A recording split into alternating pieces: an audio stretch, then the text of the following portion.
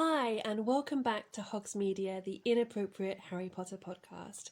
My name's Christina. And I'm Natalie, and welcome to our podcast, which is going to look at Chapter 2, The Scar, which is the second chapter of Harry Potter and the Goblet of Fire.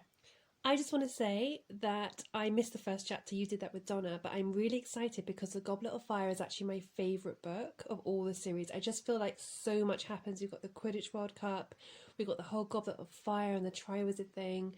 It just feels like so much more happens in this book than the others, and it's actually physically a lot bigger, isn't it? Yeah, and do you remember as well, like, this book, we were rereading this like 1,000 times because it took what felt like years for the fifth book to come out. Do you remember?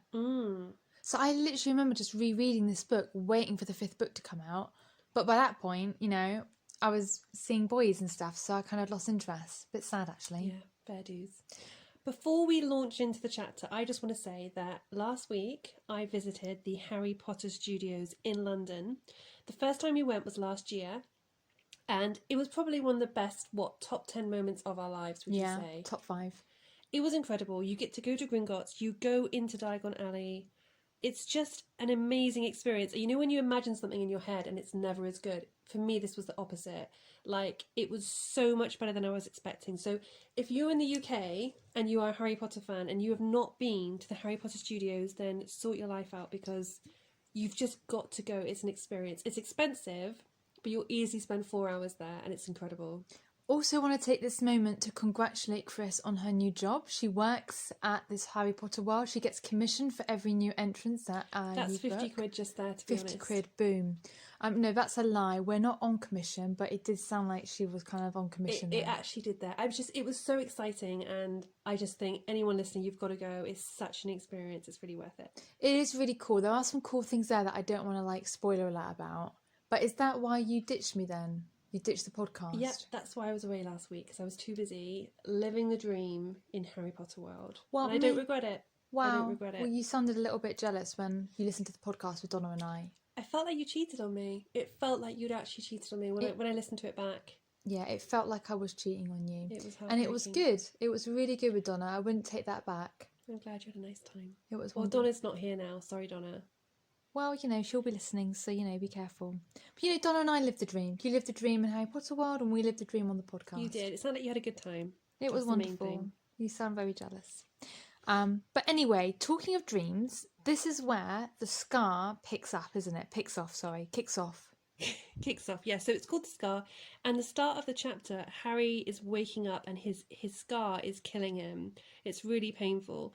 It made me wonder, Harry never takes painkillers. Have you noticed? All the way through the books, he's in quite a lot of pain with the scar. Why doesn't he A, take some kind of paracetamol or aspirin, or B, no one makes him like a little salve to put on it or a potion? Have you noticed that? That's true, actually. We don't ever hear about painkillers. When he gets all the bones removed from his arm in book 3. Chocolate, they're loving it. You're right, because Madame Pomfrey's like, you're going to have to grow back all your bones and warning it's going to hurt. Why is there no painkiller? You think that would have been one of the first spells ever created by like really early wizards and witches? Like, we need a spell to like cure you and also to like get rid of pain. That never comes up in the books. There must be a potion, because the potion that Professor Snape makes Lupin, that must contain some kind of numbing agent for when he transforms into a wolf. But doesn't that stop him from transforming, that potion? Oh. That's what I thought. I thought the potion made it more like seamless. But then what what benefit does that have for everyone else? Like, they still get a scary werewolf roaming the grounds. You're right, there's no benefit to that. So if there's a potion that exists to stop you from turning to a werewolf, there must be like a paracetamol equivalent in Harry Potter world. Yeah. Do you think he's got that whole belief system, like, I'm not going to take paracetamol because, you know, I want to save myself for when I'm really screwed, you know, like I've got a serious injury and then I want the paracetamol to really kick in?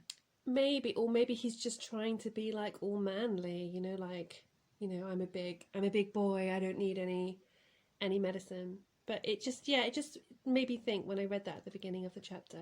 I just want to say that is very unfair, isn't it? To be like, you're manly if you suffer in pain. Yeah. And if you don't suffer in pain, you're not manly. Like, yeah. It's really toxic, definitely. Really toxic. So take the paracetamol, Harry Potter. That's the first thing I'd recommend.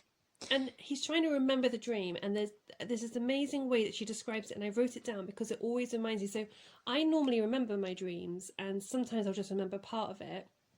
But it says here, he was trying to recall the dream, and trying to remember was like holding water in cupped hands, the details trickling away as fast as he tried to hold on to them.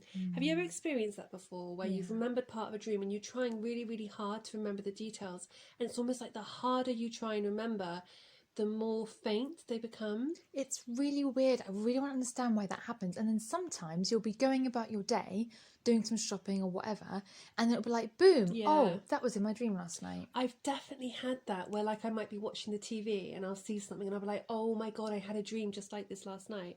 So have you ever had a Harry Potter themed dream? No, and I can't tell you how much I wish I had one.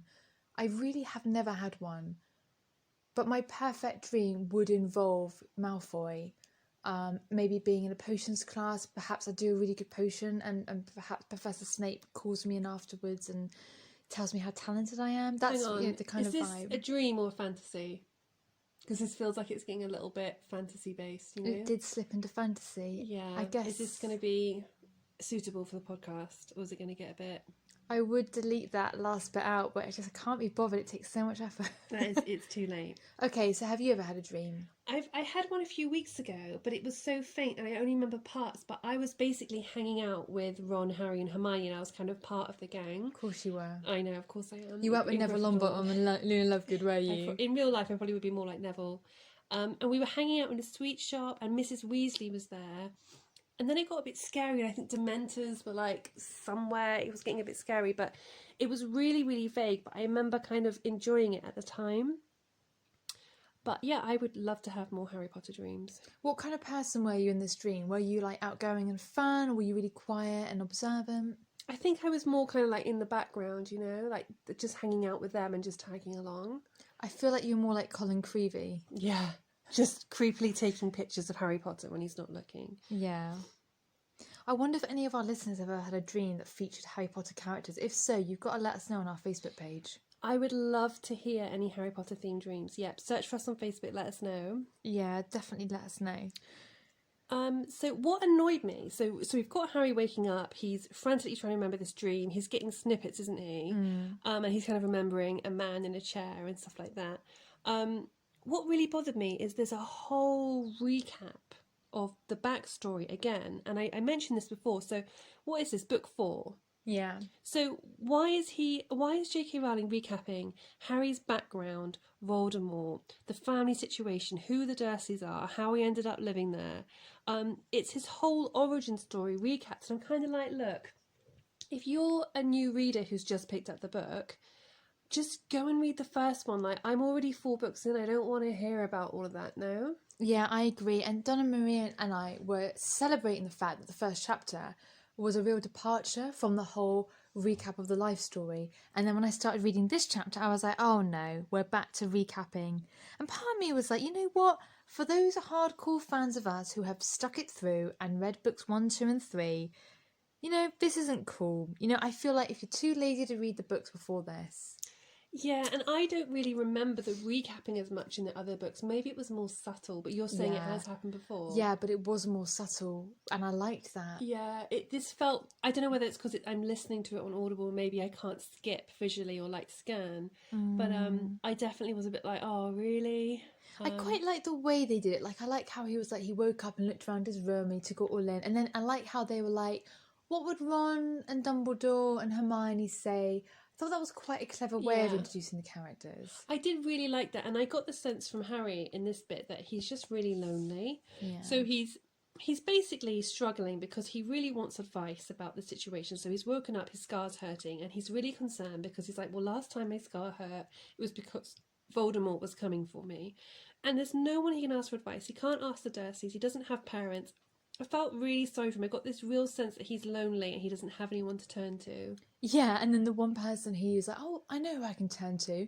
It's someone who 2 months previously he thought was a mass murderer that was after him, And now he's like, basically, that's the person he feels he can talk to for advice. I was like, oh, Yeah, sad. it's really sad. And I really did like that bit, like you say, where he's like, okay, so if I told Ron, what would he say? And he kind of mimics Ron being like, oh, don't worry about it, mate, it's probably fine. And then he mimics Hermione going, oh, you need to look it up in a book, we need to find out more information. There's a point where he's imagining Dumbledore and he's like, oh, Dumbledore's on holiday, I don't know where he is. And he imagines Dumbledore like tanning himself on a beach somewhere. Like, I imagine in my mind, I was kind of thinking, I was like, Dumbledore in like a gay club on holiday, like in a disco somewhere. Danger, danger, Yeah. high voltage. Because, you know, like now we know like Dumbledore's story and stuff. I just thought that would be hilarious. What's funny is that he gets it spot on what Hermione and Ron might say. And isn't it funny if actually he gets it spot on about Dumbledore? Or is that to highlight actually how little he knows about Dumbledore, that he would imagine Dumbledore doing something that might actually be very different from what he's actually doing? Yeah, and I guess it's that mystery again. Dumbledore, that sense that Dumbledore's always withholding information from Harry, and Harry doesn't know much about Dumbledore at all. And later on, after Dumbledore's death, Harry says that, doesn't he? He's like, oh my God, I know nothing about Dumbledore. And when he starts to read his biography that Rita Skeeter writes, and he's like, I had no idea he had a sister. And I'm like, yeah, Harry, like, you're not very curious about people. Like, we talked about this before, how he doesn't really wonder about his family or he never asked about his grandparents and who they were. No, and he must come across potions that his grandparents invented. Like, they invented that hair potion and the Skellygrow. Yeah, the Skellygrow that he actually drinks. It's weird to me that Poppy Pomfrey doesn't say, oh, FYI, your grandpa created this potion. Isn't that funny that you're now drinking it? Yeah, he's just not that curious. And I do kind of, maybe he does regret that after Dumbledore dies. I think he does. Like, he never had serious conversations. But then, you know, when he did ask Dumbledore serious conversations, like, what do you see in the mirror of Erised? Dumbledore just jokes back and keeps everything very shallow. So Yeah. Dumbledore didn't want to open up, maybe, do you think? I don't think he did want to open up, you know. He kept Harry at a distance. And do you think that's because he knew that Harry, spoiler alert, always had to die? Yeah, He was at the maybe. lamb to the slaughter. He didn't want to get attached. Isn't that really sad for Dumbledore, though, that he would watch Harry grow up, and you know, as he was watching him grow up, he was thinking, this little boy has to die. Yeah. But that would explain why he kept that distance, wouldn't it? I thought you'd be really happy in this scene because, for once, Hedwig is not in her cage. Where is she hunting in this one? I can't remember. We don't know where she is. Oh, okay. I think he says something like, or maybe I'm thinking of the last episode. He lets Hedwig out because he threatened the Dursleys that his godfather was a murderer, and they're too scared to say no. Oh, okay, maybe that is what was said actually. I don't know. But I thought that would be a really cool spin-off. The Adventures of Hedwig. What does she get up to when she's out of her cage? And what does she see? And who does she see? And what does she do and who does she do? Exactly. That's a book that I'd like to write and read. He writes a letter to Sirius because he's finally like, oh, hang on, I know someone who's almost a parent figure who knows about dark magic, Sirius Black. It's really funny because he writes this letter and he goes out of his way to sound really casual, doesn't he? And he's like, hey, Sirius, how's it going? Dudley's on a diet again. He stole lots of donuts. And then he smashed his PlayStation. And I was like, you're trying so hard to like skirt around the issue. I didn't see that, but that's really insightful. I was reading it and I was like, Sirius doesn't give a shit. Yeah. But and I was get like, now. he won't even know what a PlayStation game is, will he? That's why Harry explains it, which I thought was quite funny. Oh, A little does bit he? patronising. But She does that thing as well where she makes jokes about fat people. So you know how we said before that she constantly ridicules the Dursleys based on their looks. So she's always describing Dudley as fat and kind of making a joke about it. Yeah. And she does that in this bit when she talks about him, like kind of making jokes about him and donuts and stuff. Which again, I always say this hasn't aged well. Yeah. It's like her way of letting Harry finally have a go at the Dursleys, isn't it, for their maltreatment of him? It's like his little victory. What I thought was a bit odd, though, is in the letter he says, I hope you and Buckbeak are well. And I was like, ooh, if that letter gets in the wrong hands, it's not going to take a genius to figure out, like, okay, so Buckbeak and Sirius are together. they're going to have to be like in a wooded area, so Buckbeak's got cover, Yeah. animals to hunt. You're right, because I think Hermione's the only one that keeps reminding Harry, like, don't use the same owl. You know, you got to think about where Sirius is, and sending a tawny owl to somewhere where they're not indigenous is going to raise suspicion. So I She's guess so Hermione's not there to be like, Harry, don't mention Buckbeak in the letter, use a code name. She's so smart. She'd make a great spy. She would. She's thinking about it all. Do you know what I love as well? When Harry Potter is talking about his pain threshold for his scar, and he's like, oh, you know, this pain in my scar was unlike anything else I'd ever had, you know, and he'd lost bones in his arms, and accidents were unavoidable at Hogwarts School, Witchcraft and Wizardry. And I was like, but they are avoidable because you're going to a school full of magic. You can put trampolines underneath the Quidditch, where the Quidditch match takes place, or there are potions and charms. Like, they are avoidable. Yeah, I know we've talked about this a few times about how bloody dangerous that school is and how no one seems to be concerned for like well-being or safety or anything. And I mean, even more so in this book with the Tri-Wizard tournament. Oh my word, it's just crazy. It's really crazy. Yeah. But I thought that was quite funny how he was like, it's unavoidable, and I was like, it's totally avoidable. But yeah, pretty much everything that happens is kind of avoidable. yeah. And then I've spend the rest of the chapter rehashing Harry Potter's life. Yeah, I mean, I like how it opened up when you guys were talking about the first chapter. That was quite a dramatic way to start the book, though, wasn't it? Yeah. The Riddle House and seeing it from the old man's point of view. I can't remember what his name was. Frank? How could you forget Frank? That was something we haven't seen, probably. It's quite a new storytelling device, isn't it? Kind of telling it through the eyes of a character that we don't even know yet. Maybe we can forgive J.K. Rowling then for rehashing Harry Potter's life, because she did start the first chapter quite, you know what I mean? Like, quite out there, quite different. Because I think you and Donna said this. Normally it starts in Privet Drive. Harry wakes up and it's his birthday and he hasn't got any presents. So she's trying something a bit different, I suppose. But then she's just moved that into the second chapter, hasn't she? Yeah. I wonder if she does this for all of the books, books 5 to 7. Do you think she does? I can't... I mean, I'd like to think you wouldn't do the introduction. I don't think she did in the 6 and 7 books, did she? Because at that point it got quite dark and they weren't even in Hogwarts. Yeah. Or is it in books... I don't know which book where they're no longer in Hogwarts. Maybe this is something that all books do. Like, you know, like the dark materials? Do they rehash everything? I'm not sure. But maybe we need to be a bit more forgiving.